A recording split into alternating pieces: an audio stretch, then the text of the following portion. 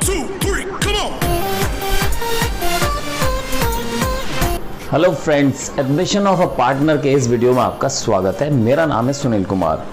बच्चों, आज हम 8 नंबर वाले क्वेश्चन स्टार्ट करने वाले हैं, तो खुश हो जाओ। अभी तक आप लोग कर रहे थे 1 मार्कर्स और 3 मार्कर्स, लेकिन आपको मैं एक बात बता दूं, 8 मार्क्स का क्वेश्चन चॉइस में ज़रूर आता है, लेकिन एडमिशन से तो आता ही है। बहुत ही रेयर चांस है कि एडमिशन से 8 मार्क्स क्वेश्चन ना आए, नहीं तो एडमिशन का एक 8 मार्क्स क्वेश्चन आता ही आता है। तो 8 मार्क्स के क्वेश्चन के लिए सबसे पहली चीज जो आपने पिछले चैप्टर में सीखा था, रिवैल्यूएशन अकाउंट, कैपिटल अकाउंट और बैलेंस शीट, वो इस टॉपिक में भी है। 8 मार्क्स के क्वेश्चन के लिए आपको पहले रिवैल्यूएशन अकाउंट बनाना है, उसके बाद कैपिटल अकाउंट, कभी कभी कैश अकाउंट और उसके बाद बैलेंस शीट। तो सबसे पहला हमें सीखना है रिवैल्यूएशन अकाउंट। रिवैल्यूएशन अकाउंट पूरा का पूरा वैसा ही है जैसा आपने change in profit sharing ratio में सीखा था, लेकिन मैं अब, क्योंकि ये टॉपिक मोस्ट इंपॉर्टेंट टॉपिक है, यहां पे वो रिवैल्यूएशन अकाउंट में आपको फंसा सकते हैं, इसलिए मैं आपको रिवैल्यूएशन अकाउंट थोड़ा सा और ज्यादा डिटेल में बता रहा हूं। बच्चों, रिवैल्यूएशन अकाउंट का फॉर्मेट मैंने बना दिया है। जिन लोगों ने मेरी पिछली वीडियो नहीं देखी है प्रॉफिट शेयरिंग रेशियो चैप्टर की, यानी इससे पिछले वाले चैप्टर की, वो रिवैल्यूएशन अकाउंट बहुत ध्यान से देखना। बच्चों, रिवैल्यूएशन अकाउंट का मतलब है कि नए पार्टनर के एडमिशन के टाइम पे हम अपनी एसेट्स एंड लायबिलिटीज को रीवैल्यू कर रहे हैं। उनके रिवैल्यूएशन से, एसेट्स एंड लायबिलिटीज के रिवैल्यूएशन से जो प्रॉफिट या जो गेन्स एंड लॉसेस होंगे वो पार्टनर्स डिवाइड करेंगे ओल्ड पार्टनर्स ओल्ड रेशियो में। ध्यान रखना है, जो हमने पहले सीखा है वही यहां पे अप्लाई करना है। ओल्ड पार्टनर्स ओल्ड रेशियो में इनको राइट ऑफ करना होता है, रिवैल्यूएशन गेन या रिवैल्यूएशन लॉस को। अब रिवैल्यूएशन अकाउंट के डेबिट साइड पे क्या आएगा? ये नॉमिनल नेचर अकाउंट है, तो debit all the losses and expenses, credit all the gains and incomes. Debit side में सबसे पहली चीज मैंने लिखी है सन्ड्री एसेट और डाउन एरो बनाया है। इट मींस अगर कोई एसेट डिक्रीज हो रही है, एक्सेप्ट गुडविल, गुडविल को यहां नहीं लेना है, एक्सेप्ट गुडविल, अगर कोई एसेट डिक्रीज हो रही है तो हमारा लॉस हो रहा है, इसलिए डेबिट में आएगा और उतना ही अमाउंट आएगा जितना डिक्रीज हो रहा है। सपोज फर्नीचर की वैल्यू 2000 से डिक्रीज हो गई है, तो 2000 अमाउंट आएगा जितना डिक्रीज हुआ है, जितना डेप्रिसिएशन लगा है। अगर लायबिलिटीज इंक्रीज हो जाती हैं तो भी लॉस है। अब आप कहेंगे लायबिलिटीज इंक्रीज कैसे हो जाती हैं? लायबिलिटी इंक्रीज होती हैं ज्यादातर प्रोविजन के केसेस में। प्रोविजन फॉर डाउटफुल डेट हमें क्रिएट करना होता है। किसी एक्सपेंस के लिए जब हम कोई प्रोविजन बनाते हैं तो वो हमारी लायबिलिटी होती है, और जब क्रिएट करते हैं तो वो चीज इंक्रीज हो रही है तो उसे हमें डेबिट में लिखना पड़ेगा। तो ज्यादातर आपके केसेस नजर आएंगे प्रोविजन फॉर डाउटफुल डेट्स के। ये हम आगे और डिटेल में सीखेंगे, प्रोविजन फॉर डाउटफुल डेट के बहुत सारे केसेस। इसके बाद अनरिकॉर्डेड लायबिलिटी, कोई ऐसी लायबिलिटी जो पहले रिकॉर्ड नहीं हो पाई थी तो उसको हम अनरिकॉर्डेड लायबिलिटी कहते हैं। तो अब आ गई है सामने तो पे करना पड़ेगा। सोचिए, आपके कोई क्रेडिटर्स थे जो आपने रिकॉर्ड नहीं कर रखे थे, तो क्या आप उन्हें पे नहीं करेंगे? अगर वो प्रूफ के साथ आपके सामने आ जाएंगे तो आपको उन्हें पे करना पड़ेगा। और भी बहुत सारे एग्जाम्पल हो सकते हैं अनरिकॉर्डेड लायबिलिटी के। फिर है contingent liability.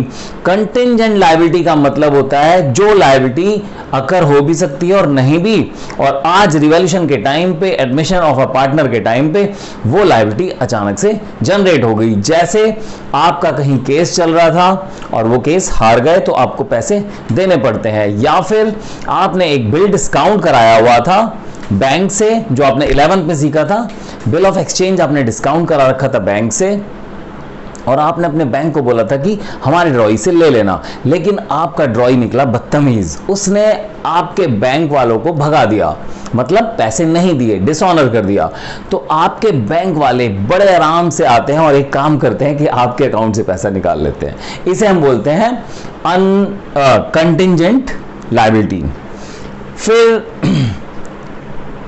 Is capital bracket में remuneration. At the time of admission कोई पार्टनर रेम्यूनरेशन मांग सकता है, जो रिवैल्यूएशन का प्रोसेस है उस काम के लिए भी वो रेम्यूनरेशन मांग सकता है।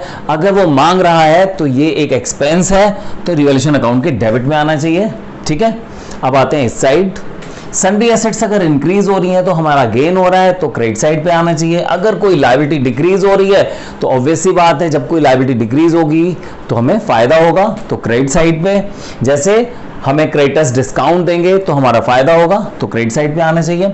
अनरिकॉर्डेड एसेट, कोई ऐसी एसेट जो अनरिकॉर्डेड थी वो आज हमें मिल गई है तो मजे आ गए, फायदा हो गया, क्रेडिट साइड पे। इसके अलावा एक केस मैंने यहां पे लिखा है क्योंकि सिर्फ एक क्वेश्चन मैंने देखा था टीएस ग्रेवाल में कि जिसमें एक पार्टनर की ड्रॉइंग गलती से पीएनएल अकाउंट में चली गई थी, तो वो एक रेक्टिफिकेशन ऑफ एरर समझ लीजिए।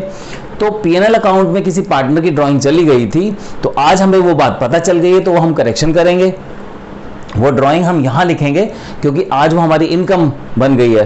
कोई गलती से किसी चीज को एक्सपेंस समझ लिया था आपने और आज वो चीज पता चल गई है, तो आज आपकी वो गेन बन गया है और इसे हम बी के कैपिटल अकाउंट के डेबिट में करेंगे। मतलब ये कि उसकी हम कैपिटल को डेबिट कर देंगे जिस पार्टनर से वो रिलेटेड ड्राइंग थी, क्योंकि वो अपनी ड्राइंग अपने कैपिटल अकाउंट में शो करेगा, तो बीज कैपिटल ड्राइंग। और लास्ट में जब हम इसको बैलेंस करेंगे तो इस साइड अगर बचेगा तो गेन और उस साइड अगर बैलेंस आएगा तो लॉस, और डिवाइड करना है ओल्ड पार्टनर्स ओल्ड रेशो, जैसा हमने पिछले चैप्टर में सीखा था। ओल्ड पार्टनर्स, न्यू पार्टनर जो आया है, एडमिशन हुआ है जिसका, उससे कोई लेना देना इस रिवैल्यूएशन का नहीं है। और रीजन क्या है? क्योंकि ये पुराने दिनों का प्रॉफिट, पुरानी एसेट्स, पुरानी लायबिलिटीज जो पुराने पार्टनर से बिलोंग करती हैं, उनके अप्रिसिएशन और डेप्रिसिएशन से रिलेटेड गेन और लॉस है, तो ये उन्हीं को मिलना चाहिए, इसलिए इसको हम ओल्ड पार्टनर ओल्ड रेशो में राइट ऑफ करते हैं। एक और इंटरेस्टिंग बात बताता हूं मैं आपको, पीएसआर में, प्रॉफिट शेयरिंग रेशियो वाले चैप्टर में हमने सीखा था कि अगर पार्टनर्स अपनी एसेट्स और लायबिलिटीज को रिवैल्यू नहीं करते हैं तो हमने ये रिवैल्यूएशन को गेन और सैक्रिफाइस में डिवाइड किया था। लेकिन एडमिशन में ऐसा क्वेश्चन आने के चांस बहुत कम है, मतलब 0.1% है। अगर आ जाता है तो ट्रीटमेंट सेम वैसा ही करना है जैसे पीएसआर में, लेकिन एग्जाम बोर्ड में तो आज तक कभी आया नहीं है।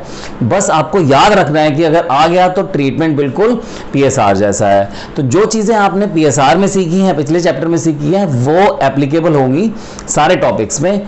बस ध्यान रखना है कि एडमिशन में वो कम आता है, पर भूलना भी नहीं है क्योंकि हो सकता है तुम्हारी किस्मत फूटी हो और एग्जामिनर उसको दे दे। तो ये रिवैल्यूएशन अकाउंट का फॉर्मेट है।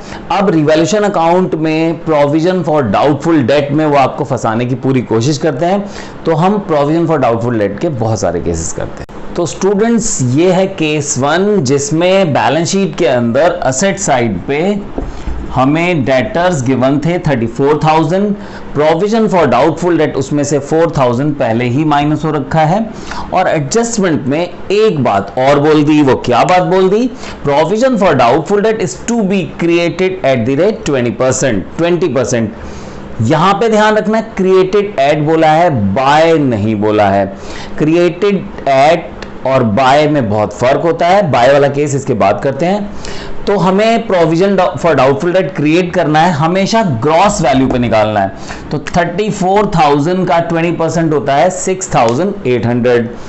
34,000 का 20% होता है 6,800। अब 6,800 हमें क्रिएट करना है और 4,000 हम पहले ही क्रिएट कर चुके हैं, तो हमें सिर्फ 2,800 और क्रिएट करना है। तो हम यहां लिखेंगे 2,800, 6,800 में से 4,000 लेस करके जितना हमें एक्स्ट्रा रिक्वायर्ड था, और बैलेंस शीट में 34,000 में से प्रोविजन 6,800 माइनस कर सकते हैं, या फिर हम 30,000 में से 2,800 माइनस करते हैं, answer will be the same. तो ये हो गया हमारा केस 1। अब हम करते हैं केस 2। तो बच्चों ये है केस 2 और इसमें बहुत ज्यादा फर्क है लैंग्वेज में। लिखा हुआ है provision for doubtful debt is to be create increased by 10%। Increased by, जब भी इंक्रीज्ड बाय लिखा होगा तो बड़े ध्यान से करना है क्वेश्चन। वो कह रहा है कि जो 4,000 पहले से लेस कर रखा है वो तो है ही, इसके अलावा 10% और इंक्रीज करना है। तो 34,000 का 10% होता है 3,400। तो वो कह रहा है कि 34,000 के 10% से 3,400 से इंक्रीज करना है हमें। तो 3,400 यहां पे आ जाएगा और 3,400 और 4,000 मिला के 7,400 हमें यहां माइनस करना है। ये 3,400 एंड वो 4,000, तो 7,400 हमें माइनस करना है। ये हमारा हो गया केस 2। अब हम चलते हैं केस 3 की तरफ। तो बच्चों ये है हमारा केस 3। केस 3 में लिखा हुआ है ऑल डेटर्स आर गुड, सारे डेटर्स ईमानदार हैं, या फिर लिखा होगा there is no need of provision for doubtful debt. अगर सारे डेटर्स ईमानदार हैं तो प्रोविजन क्रिएट करने की जरूरत ही नहीं है। अब आप कहेंगे कि कैसे पता चलेगा कि सारे डेटर्स ईमानदार हैं। बच्चों रियल लाइफ में बहुत सारे क्लाइंट्स होते हैं आपके, बहुत सारे कस्टमर्स होते हैं आपके। कुछ कस्टमर्स ऐसे हैं जो अभी 2-4 साल से बिजनेस कर रहे हैं, कुछ कस्टमर्स ऐसे हैं जिनको सारी दुनिया जानती है, फेमस ब्रांड्स हैं जैसे पतंजलि हो गया, टाटा हो गया, रिलायंस हो गया, बहुत बड़े बड़े नाम, ब्रांड डाबर हो गया, ठीक है, वैद्यनाथ हो गया, मतलब जो फेमस ब्रांड्स हैं। तो आपने नोटिस किया कि हमारे सारे डेटर्स ही फेमस ब्रांड्स हैं, तो हमें प्रोविजन बनाने की ज़रूरत नहीं है क्योंकि ये लोग फ्रॉड नहीं करने वाले। तो अब ऐसे केस में हमें प्रोविजन की जरूरत नहीं है। अगर आप प्रोविजन बना चुके हो तो आपके मजे आ गए हैं। आप 4000 रुपीज गुल्लक में डाल के बैठे हुए थे, डरे हुए कि शायद कोई डेटर भागेगा तो वो 4000 रुपए वहां खत्म हो जाएंगे, क्योंकि आपने उस लॉस को कवर करने के लिए एक गुल्लक बनाई हुई थी। अब आप सोचिए वो लॉस होगा ही नहीं, तो वो जो गुल्लक में 4000 डाले थे वो आपके हो गए, तो वो 4000 आपकी इनकम बन गई। तो रिवॉल्यूशन अकाउंट में provision for doubtful date credit side पे लिखेंगे हम 4000 क्योंकि हमारी इनकम बन गई, और बैलेंस शीट में डेटर्स में से हम कुछ भी माइनस नहीं करेंगे। 34000 के डेटर्स हैं, 34 मिलने ही मिलने हैं क्योंकि सारे रिनाउंड क्लाइंट हैं, फेमस क्लाइंट्स हैं, ईमानदार हैं, गड़बड़ करने वाले नहीं हैं। तो ये हो गया हमारा केस 3। अब हम करते हैं नेक्स्ट केस। तो ये हमारा केस 4 है जिसमें प्रोविजन क्रिएट करना है 10%, लेकिन हम उससे ज्यादा पहले ही क्रिएट कर चुके हैं, तो भी मजे आ गए। अगर हमें प्रोविजन क्रिएट करना है 10% तो 34000 का हमेशा आप ग्रॉस अमाउंट पे निकालना बच्चों प्रोविजन। 34000 का जब 10% निकाला तो आ रहा है 3400, और हम तो 4000 पहले निकाल के बैठे हुए हैं, 600 हमने ज्यादा क्रिएट कर दिया था। तो आज अगर हमें पता चलता है कि गुल्लक में डालने ही 3400 है, हम तो ज्यादा डाल के बैठ गए, कोई बात नहीं, निकाल लो गुल्लक से, वो 600 रुपए आपकी इनकम हो गए। तो 600 रुपए आप यहां लिख दो क्रेडिट साइड पे, और डेटर्स में से जरूरत थी सिर्फ 3400 माइनस करने की, तो सिर्फ 3400 ही माइनस करो। तो ये हो गया हमारा केस 4। अब हम केस 5 करते हैं। तो बच्चों ये है केस 5। केस 5 में फर्दर बैड डेट्स 4000 गिवन है और लिखा हुआ है provision for doubtful is to be created at the rate 10%। अब कुछ बच्चों को 11th की याद आ गई होगी। बच्चों यही सेम केस 11th में हमने बहुत ज़्यादा किए थे क्वेश्चंस, ठीक है, फाइनल अकाउंट के क्वेश्चंस में। अब वो सेम चीज़ यहाँ पे आ गई है, तो ट्रीटमेंट नहीं बदलेगा, कंसेप्ट्स वही है, ट्रीटमेंट भी वही रहने वाला है। 44000 के डेटर्स हैं, फर्दर बैड डेट्स 4000 है, तो 44000 में से पहले 4000 बैड डेट हम माइनस कर देंगे, जैसा हम 11th में करते थे, बिल्कुल सेम वैसे ही। 44000 में से फर्दर बैड डेट्स पहले माइनस करेंगे 4000, अब आ गया 40000। इस 40000 का 10% क्रिएट करना है, तो 40000 का 10% कितना हुआ 4000। 4000 प्रोविजन क्रिएट करना है और 2000 पहले से है, 4000 क्रिएट करना है, 2000 पहले से है, तो 4 में से 2 रिमूव कर देंगे, तो 2000 provision for bad debts and 4000 bad debts. तो यहां पे हम 2000 प्रोविजन लेस करेंगे बैलेंस शीट में। तो बच्चों ये है हमारा केस 5। तो इसको बड़े ध्यान से करना है, ये बिल्कुल 11th वाले कंसेप्ट्स हैं जो हमारे बैड डेट के केसेस थे 11th में। तो स्टूडेंट्स अब बारी आ गई है फुल फ्लेज्ड क्वेश्चन की। रिवॉल्यूशन अकाउंट बनाने के बाद हमें बनाना है कैपिटल अकाउंट। कैपिटल अकाउंट काफी सिमिलर है चेंज इन पीएसआर से, लेकिन मैं एक बार आपको फिर से बता देता हूं क्या क्या चीजें हैं इसमें।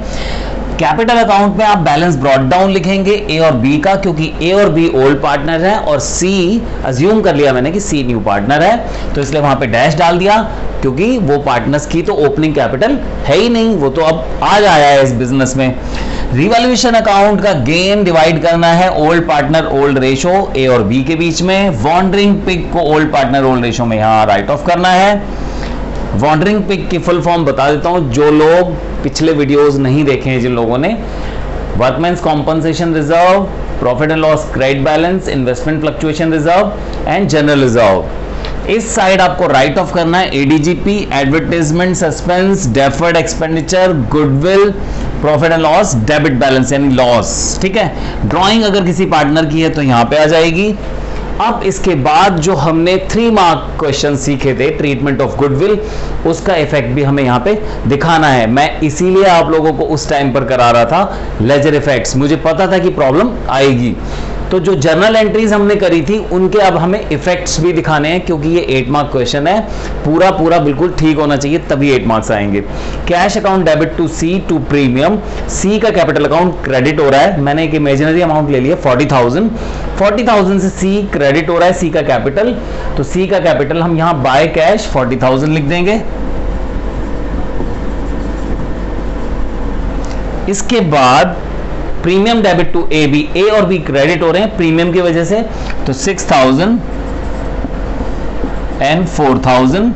प्रीमियम अकाउंट हमें बनाना नहीं होता, इसलिए हम उसकी क्रॉस पोस्टिंग नहीं करेंगे, प्रीमियम अकाउंट नहीं बनाएंगे। अगर क्वेश्चन में लिखा होगा नेसेसरी अकाउंट्स बनाने हैं तो हमें कैश अकाउंट भी बनाना पड़ेगा। अगर क्वेश्चन में बोला है नेसेसरी अकाउंट्स बनाने हैं तो हमें कैश अकाउंट बनाना पड़ेगा। अगर क्वेश्चन में कैश अकाउंट सीधा ही बोला है कि कैश अकाउंट बनाना है, तब भी कैश अकाउंट बनाना पड़ेगा। लेकिन अगर क्वेश्चन में नेसेसरी लेजर्स नहीं बोला है, कैश अकाउंट नहीं बोला है, तो मजे आ गए, सीधा बैलेंस शीट बनाएंगे। इसके बाद बैलेंस शीट में हम तीनों पार्टनर्स की कैपिटल को लिखेंगे, ये वाली कैपिटल जैसे हम पिछले चैप्टर में कर रहे थे। और मजे की बात बताता हूं मैं आपको, कैश अकाउंट नहीं बनाना है आपको। कैश अकाउंट में जो अमाउंट आएगा उसकी ट्रिक बताता हूं मैं आपको। पहले से जितना कैश पड़ा है उसमें प्लस कर दीजिए जो पार्टनर नया आया है और जो कैपिटल और प्रीमियम लाया है। तो कैपिटल लाया 40,000, प्रीमियम लाया 10,000, तो ये 40,000 और 10,000 50,000 कैश में प्लस करके सीधा बैलेंस शीट में पुट कर दीजिए। अगर कैश बैलेंस नहीं है तो बैंक बैलेंस में प्लस कर दीजिए, ऐसी क्या प्रॉब्लम है। तो बच्चों जब कैश अकाउंट नहीं बनाना है तो आपके मजे आ गए, आपको सीधा कैपिटल और प्रीमियम प्लस कर देना है कैश में या बैंक बैलेंस में। और जो रिवॉल्यूशन अकाउंट में बिल्डिंग, मशीनरी, फर्नीचर की जो एडजस्टमेंट्स हैं जो हम 11th में भी करते आए हैं, वो सेम एडजस्टमेंट्स या प्रोविजन फॉर डाउटफुल डेट्स की जो एडजस्टमेंट्स हैं वो अगर गिवन है रिवॉल्यूशन अकाउंट वाली, तो वो हमें जैसे मैंने आपको सिखाया था वैसे ही करनी है। तो ये मैंने आपको बेसिक्स बता दिए। अब हम एक एक करके, इजी टू डिफिकल्ट, एक एक करके क्वेश्चन करना स्टार्ट करें।